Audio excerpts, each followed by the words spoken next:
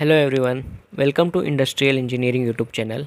आज के इस वीडियो में हम कंट्रोल चार्ट को डीप में देखेंगे। Control chart is one of the 7 QC tool which shows the changes happen in the process and there reasons. Control chart process में हो रहे बदलाव को दिखाते हैं कि उसमें कितना चढ़ाव उतार हो रहा है और इसके पीछे क्या क्या कारण है। Main parts of control chart के कुछ मुख्य भाग देखते हैं। LCL और UCL यह कंट्रोल की लिमिट्स हैं। UCL means upper control limit and LCL means lower control limit. जो वेरिएबल्स है वो इन कंट्रोल लिमिट्स के बाहर नहीं जाना चाहिए। X बार यह एवरेज प्रोसेस को दिखाता है। नो एक्शन जोन यह +1 से -1 के बीच में होता है। इस जोन में डेटा वेरिएबल है तो किसी भी प्रकार का कोई एक्शन लेने की ज़रूरत नहीं होती। वार्निंग जोन यह जोन +2 से -2 के बीच में होता है।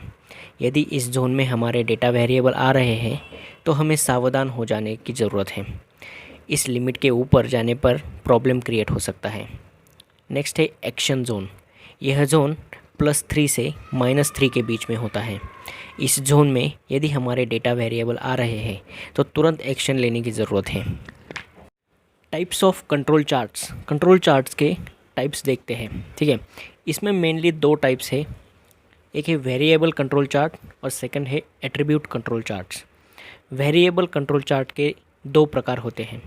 पहला है मीन चार्ट, दूसरा है range chart. Attribute control chart यह भी 2 प्रकार के होते हैं। पहला है P चार्ट और सेकंड है C chart. Control charts for variable. It is used when collected data is in the form of length, weight, height और वॉल्यूम। जब हम डेटा को लेंथ, वेट, हाइट और वॉल्यूम इस तरह के वेरिएबल के रूप में इकट्ठा करते हैं तब वेरिएबल चार्ट का उपयोग किया जाता है। इसमें पहला है मीन चार्ट।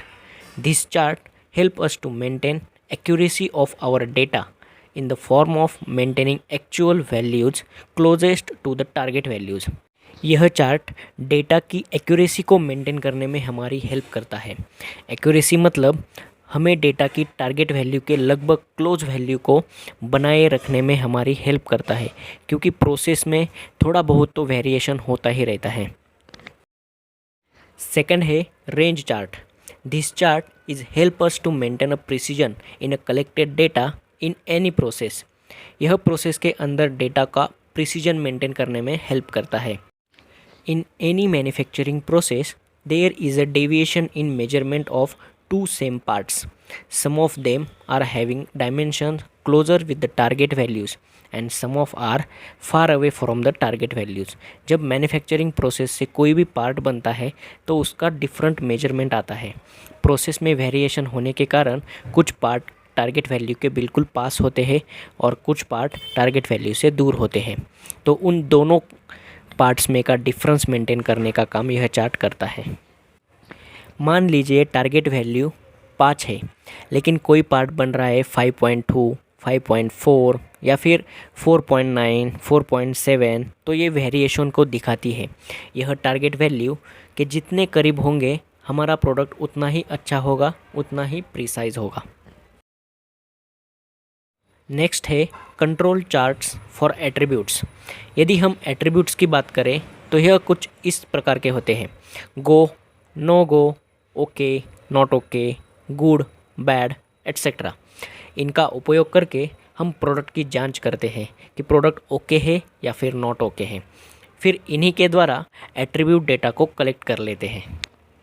इसमें पहले आता है P चार्ट। यह चार्ट प्रोपोर्शन डिफेक्टिव के लिए यूज होता है। तो क्या होता है प्रोपोर्शन डिफेक्ट? सरल शब्दों में कहे तो यह किसी डिफेक्ट का टोटल बैच में से डिफेक्टेड होने का नंबर ऑफ परसेंटेज होता है।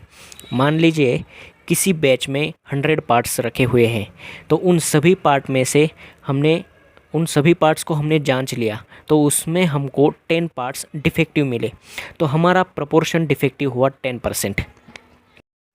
इसमें दूसरा है C chart. A C chart is an attribute control chart used with data collected in a subgroups that are the same size। यह पर्टिकुलर डिफेक्ट के काउंट को समझने के लिए होता है।